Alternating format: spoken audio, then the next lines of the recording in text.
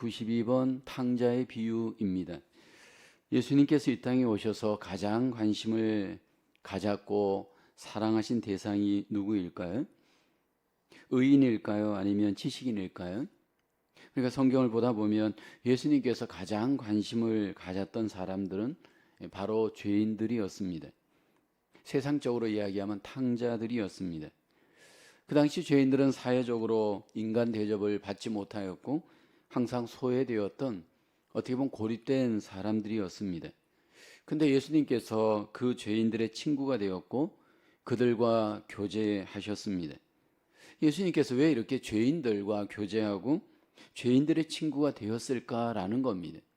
그것은 바로 하나님 아버지의 뜻이었기 때문입니다. 누가복음 15장에 보면 세 가지 비유가 소개됩니다.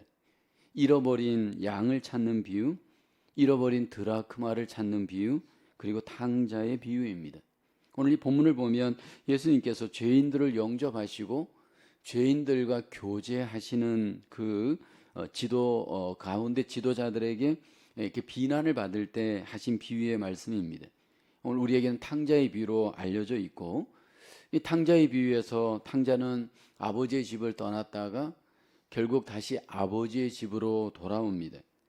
탕자의 비유를 통해서 아버지의 마음도 볼 수 있고, 그리고 그 아버지의 사랑을 받는 또 아들들의 각각 다른 반응도 우리가 배우게 됩니다. 첫 번째 묵상할 것은 우리는 탕자처럼 하나님을 거역하며 하나님이 주신 좋은 선물을 탕진했습니다. 누가복음 15장 13절을 보면 그 며칠이 안 되어 둘째 아들이 재물을 다 모아가지고 먼 나라에 가 거기서 허랑방탕하여 그 재산을 낭비하더니 라고 합니다. 이 탕자의 비유는 그 당시의 문화적 배경을 염두에 두었습니다. 아버지가 죽으면 그 아들이 유산을 물려받는 배경의 당시의 상황이었습니다.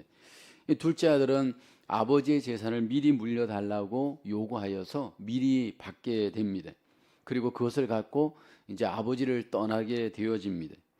그때 우리가 이 둘째 아들 형이었던 첫째 아들의 반응이 성경에 보면 전혀 소개되지가 않습니다. 둘째 아들 동생이 이렇게 떠날 때 야단을 치지도 않고요. 둘째 아들이 떠나는 것에 대해서 조금도 관심이 없는, 좀 무언가 관계에 있어서 아들하고 둘째 아들과 첫째 아들이 그 관계가 좋지 않았던 것을 우리는 추측해 볼 수가 있습니다. 맏아들은 그냥 묵묵히 자기의 자리에 있었을 뿐입니다. 예수님께서는 잃어버린 사람의 두 가지 유형을 이 비유에서 우리에게 묘사하고 있죠. 첫 번째 유형은 공개적으로 반항하는 사람입니다. 바로 이 둘째 아들과 같은 타입이죠. 하나님을 공개적으로 반항하고 대적하는 사람들이 있습니다. 이 사람들은 자기의 자유함과 자기 주장을 강하게 내세우고 그리고 그 자기의 주장대로 행동으로 옮기는 자들입니다. 그 다음에 둘째 유형은 죄인인지 아닌지 분간하기 어려운 맏아들과 같은 타입입니다. 이 겉으로 보면 굉장히 하나님을 잘 섬기는 것 같습니다. 하나님을 아주 영화롭게 하는 그 행동을 하는 것과 같습니다. 근데 사실 자세히 보면 이 맏아들은 자기 자신에게 더 관심이 많고 자기 자신의 재물을 모으는 일에 더 관심이 많은 그러한 타입의 죄인입니다. 오늘 이 본문을 보면 이 작은 아들, 둘째 아들의 비유에 오늘 우리는 초점을 모아보면 어느 날 아버지에게 찾아와서 독립을 요구하면서 떠나는 것으로 비유가 시작됩니다. 왜냐하면 그 마음속에 자유에 대한 동경이 있었습니다. 이제는 내 인생을 아버지의 간섭을 받지 않고 자유롭게 한번 살고 싶다. 그런 자유의지, 자유의 그 동경이 있었습니다. 아버지는 이러한 아들에 대한 그 생각, 아들의 이 주장을 강력하게 말리지를 않습니다. 왜냐하면 아버지는 인격적인 분이셨기 때문입니다. 아버지는 이 아들의 불순종, 아들의 이 거역을 이렇게 자기 생각으로 강요하지 않습니다. 아버지를 떠난 이 아들은 먼 나라로 갔습니다. 자기의 자유대로 살 수 있는 그 먼 나라에 가서 그는 결국 어떤 구속도 받지 않고 자유롭게 삶을 삽니다. 그리고 이 둘째 아들에게는 떠남과 동시에 먼 나라에서 허랑방탕한 삶을 살면서 자기에게 불행의 위기가 찾아옵니다. 결국 그의 삶은 궁핍한 삶이 되어집니다. 무엇을 우리에게 보여주고 있나요? 하나님을 떠난 인간의 실상, 하나님 아버지를 떠나버린 인간의 형편과 정황을 우리에게 잘 소개하고 있습니다. 하나님을 떠난 모든 인간은 탕자와 같이 이 땅에서 허랑방탕한 삶을 살 수밖에 없습니다. 그리고 그 삶은 황폐하게 되어집니다. 이 세상 많은 사람들은 사실 하나님을 떠나면서 내가 누구인지 알지를 못합니다. 그리고 오직 방탕의 노예로 삶을 살아갑니다. 그리고 이 땅에 그 방탕한 사람들은 그 방탕 속에 쾌락의 노예로 이렇게 이 세상에서 살아갑니다. 술과 노름과 마약과 섹스와 이런 음란물로 이렇게 방탕하게 이런 기쁨을 쫓아 삶을 살아가는 그 인간의 실상이 둘째 아들의 모습입니다. 결국 이렇게 세상으로 떠나 방탕하게 살아가는 그러한 어떤 방탕의 노예의 삶, 이것이 바로 하나님을 떠난 인간의 실상입니다. 우리가 이 시간 첫 번째로 질문할 것은 하나님이 주신 선물들 중에 오늘날 우리가 쉽게 낭비하는 것은 무엇이 있을까요? 무엇일까요? 오늘 둘째 아들을 보면 아버지 안에서 좋은 선물을 갖고 있었지만 그 선물이 오용되어지고 낭비되어집니다. 하나님께서 우리에게 주신 좋은 선물 중에 가장 핵심이 있다면 바로 우리의 자유의지입니다. 하나님께서는 우리에게 자유의지의 선물을 주었습니다. 그 자유의지를 갖고 하나님과 교제하게 하셨고요. 또 자유의지를 갖고 우리로 하여금 선택하는 귀한 은혜를 주었습니다. 하나님이 우리에게 자유의지를 주신 것은 우리를 그만큼 인격적인 존재로 하나님과 교제케 하시고 우리를 그만큼 대우하시는 증거입니다.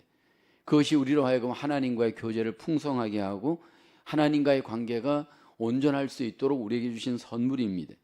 그런데 그 자유의지가 어떻게 낭비되고 있는지 둘째 아들을 통해 우리가 배우게 되어지죠. 둘째 아들은 그 자유의지로 자기의 자유함으로 자유의지가 남용됩니다. 이것이 바로 우리 인간의 실상입니다. 많은 분들이 혼자 있을 때 보면 그 사람의 영성의 현주소를 알 수 있습니다. 혼자 있을 때 그 사람이 선택하는 것을 보면 어느 정도 그 사람의 자유의지가 어떻게 사용되어지는 걸 보면 그 사람의 실상이 나타납니다. 혼자 있을 때 우리의 자유의지의 실상을 보게 되면 전부 쾌락의 자유의지로 방탕의 자유의지로 오용되어질 가능성이 너무 많습니다. 요즘 같은 경우에는 이 유튜브로 인해서 또 세상에 많은 쾌락거리가 이 자유의지로 하여금 타락하게 만들어갑니다. 하나님 안에서 하나님 주신 선물이 낭비되고 있지 않은지, 허랑방탕하게 사용되고 있지 않은지 둘째 아들의 모습을 보면서 우리의 모습을 한번 점검해 보기를 원합니다. 두 번째로 묵상할 것은 하나님은 탕자의 아버지처럼 회개하는 죄인들을 반기십니다. 탕자가 아버지에게 돌아오는 과정의 모습은 세상의 죄인들이 하나님 아버지에게로 돌아오는 것과 같습니다. 17절에 둘째 아들이 돌아오는 모습이 소개되죠. 이에 스스로 돌이켜 이르되 내 아버지에게는 양식이 풍족한 품꾼이 얼마나 많은가? 나는 여기서 주려 죽는구나. 여기 비참한 지경에서 둘째 아들 탕자는 스스로 돌이켜라고 말씀을 합니다. 여기 스스로 돌이켰다는 것은 자기 자신을 되찾았다 의미입니다. 그리고 비로소 자기 자신에게 돌아갔다라는 의미인데, 사실 둘째 아들이 아버지를 떠날 때 잃어버린 것 중에 핵심이 뭐냐면 자기 자신을 잃어버렸습니다. 아버지의 아들로서의 그 신분을 잊어버리고 그는 결국은 아버지를 떠나면서 자신의 실체가 정체성이 무엇인지를 알지 못하게 되었습니다. 근데 이렇게 허랑방탕하게 되면서 비참한 지경에서 내가 누구인지에 대해서 냉정하게 돌아볼 수 있는 기회가 되었습니다. 사실 인간이 하나님께로 돌아올 수 있는 기회가 언제 일어나느냐 하면 바른 깨달음 속에 일어날 수 있습니다. 근데 누가 바른 깨달음을 얻을 수 있는가라는 겁니다. 많은 경우에 사람은 깨닫는 것이 굉장히 어렵습니다. 사람이 깨달을 수 있는 지경에 이를 수 있는 것은 오늘 이 둘째 아들 탕자와 같이 궁핍한 현실이 인생 가운데 도래해야 됩니다. 이 둘째 아들 모든 재산을 다 잃어버렸습니다. 비참한 종의 신세가 되었습니다. 그러면서 그 비참한 지경에서 아버지와 함께 있었을 때를 돌아보게 되어집니다. 반항하고 불순종했던 자신의 모습을 돌아보게 됩니다. 많은 사람들이 하나님께로 진정으로 돌아갈 수 있는 때가 언제일까요? 이 둘째 아들과 같이 비참한 지경이 되어져 궁핍하게 되어지지 않고는 아버지께로 돌아가기가 어렵습니다. 많은 경우에 인생 속에 성공하거나 나름대로 잘 나갈 때는 하나님께로 돌아가는 것이 굉장히 어렵습니다. 여기 궁핍한 청년이 되어서 궁핍한 삶을 살게 될 때 이 둘째 아들은 자기를 생각하게 되는데 혼자 외롭고 고독한 지경에 주변에 아무도 없을 때 자신에 대해서 돌아보는 기회가 되었습니다. 사실 인간은 좀 이렇게 궁핍해지고 이렇게 혼자만의 시간이 좀 필요합니다. 그럴 때 결국 자신의 삶을 냉정하게 돌아볼 수 있는 기회가 되어지고 진지하게 생각할 수 있는 기회가 되어집니다. 그리고 두 번째로 이 지경에서 비참한 지경에서 아버지에 대한 깨달음을 이 둘째 아들은 얻게 되어집니다. 비참한 자신을 돌아보면서 자신에게 풍성한 아버지가 있다는 것을 비로소 깨닫게 되어집니다. 그리고 17절에 보면 이에 스스로 돌이켜 가로되 내 아버지에게는 양식이 풍족한 품꾼이 얼마나 많은가? 나는 여기서 주려 죽는구나.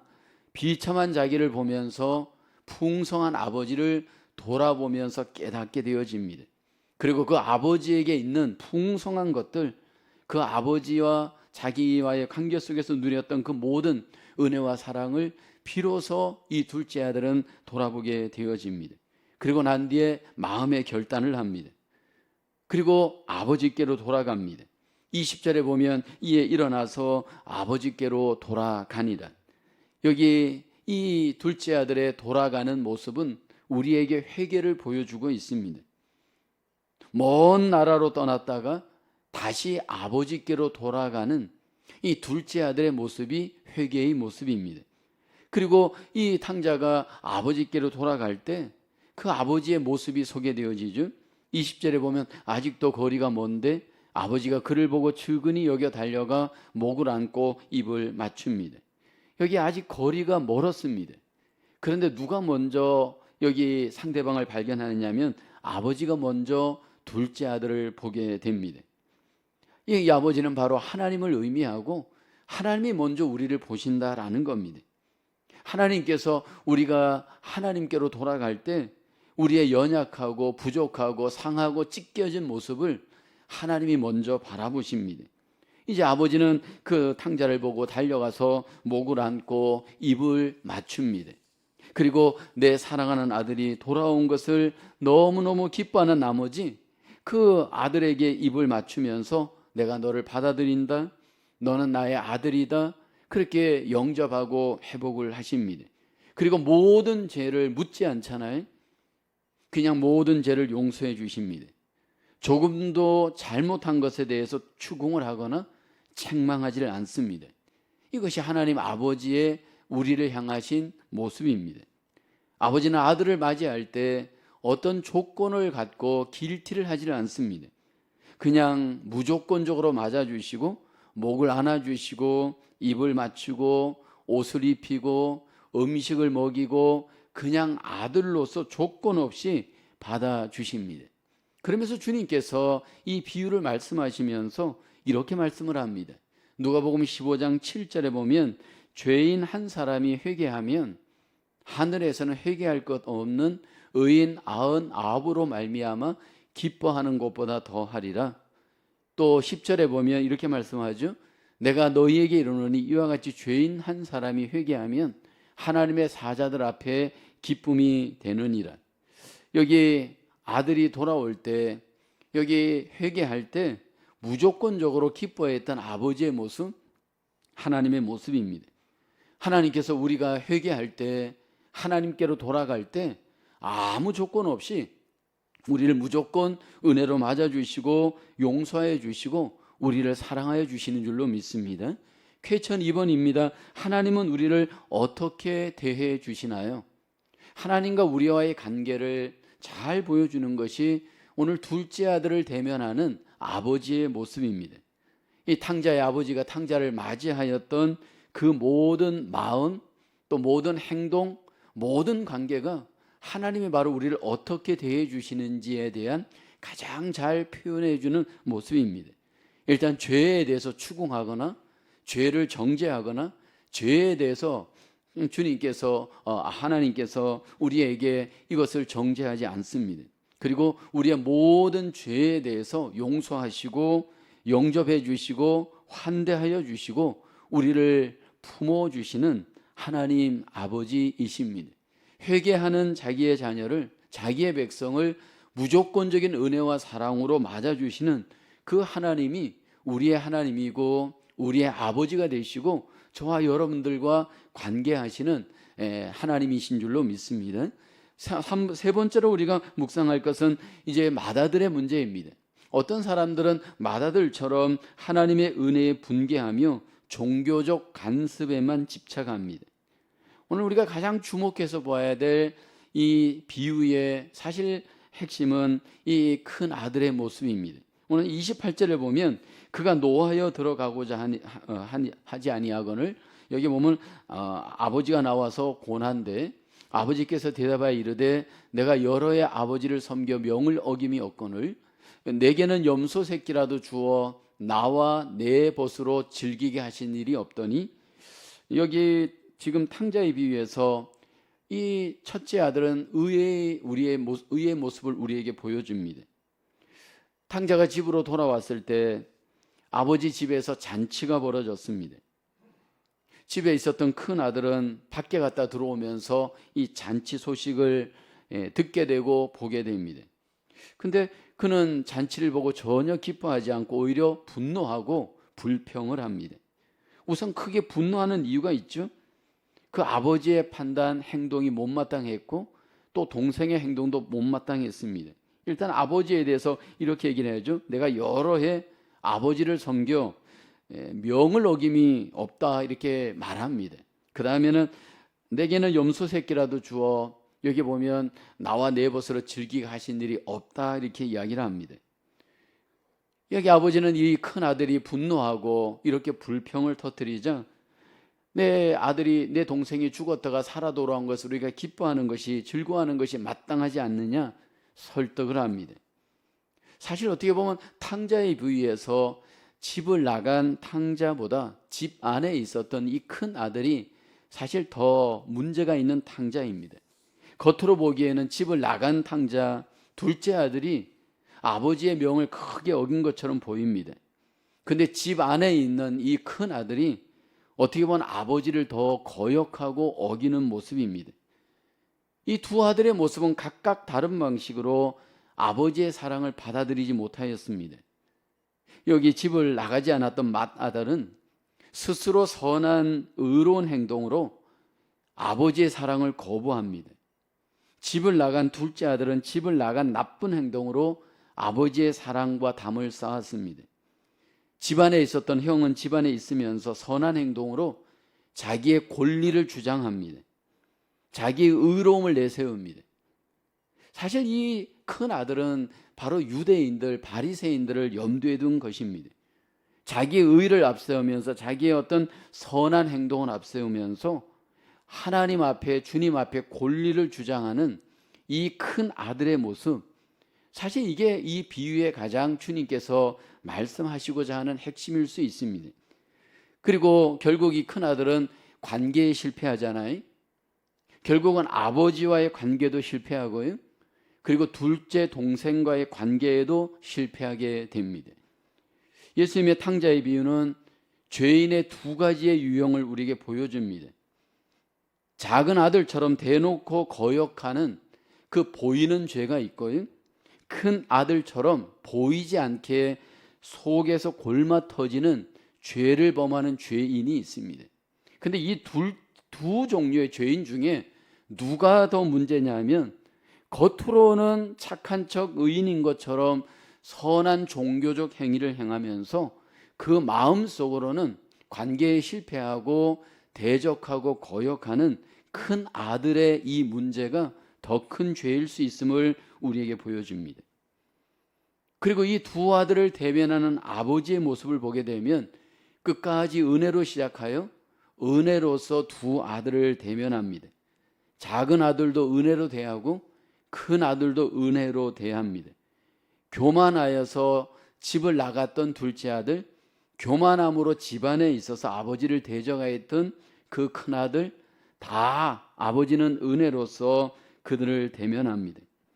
여기 맏아들을 보게 되어지면 결국 그는 그 안에 아버지와의 관계, 아버지와의 그 풍성한 나눔이 없이 자기 의로서 결국 동생을 미워하고 분노하고 아버지를 대적하고 그러면서 관계에 실패하게 되어집니다. 탕자의 비유를 통해서 아버지는 작은 아들을 받아들이는 것처럼 결국 큰 아들도 이 아버지는 받아들입니다. 근데 이 아버지가 가장 작은 아들에게 큰 아들에게 원하는 것이 있다면 한 가족이 되는 겁니다. 관계를 하는 겁니다. 여러분, 우리가 믿음 생활을 하면서 잘 돌아봐야 될 것이 관계입니다. 내가 지금 교회 생활을 하면서 내가 지금 관계를 잘 맺고 있는가를 봐야 됩니다. 여기 관계를 잘 맺지 못하는 큰 아들의 모습을 보면 일로서 자기를 증명하려고 합니다. 어떤 행동으로서 자기를 자꾸 자랑하려고 하잖아요. 어떤 성과를 내고 어떤 일을 통해서 자기를 자꾸 나타내려고 하는 이 큰 아들의 모습, 결국 아버지와 함께 있었지만 관계의 복을 전혀 누리질 못합니다. 이런 아들에게 아버지가 말하죠. 예, 너는 항상 나와 있지 아니하냐. 그러면서 그 아들에게, 큰 아들에게 관계의 복을 누리기를, 관계의 복을 회복하기를 원하십니다.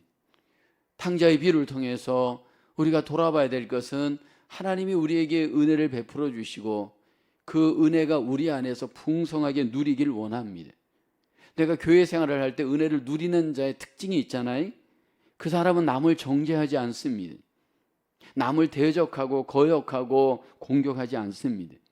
은혜를 받았기 때문에 은혜로서 관계합니다. 은혜가 없는 사람들의 모습을 보게 되면 큰 아들의 모습입니다. 항상 나는 옳고 그리고 나는 항상 모든 것들을 바르게 한다라고 착각을 합니다. 그리고 결국 사람들을 이렇게 저렇게 비난하고 판단하고 하나님께 대해서도 결국 자기 자랑을 할 수 있는 위험이 있습니다.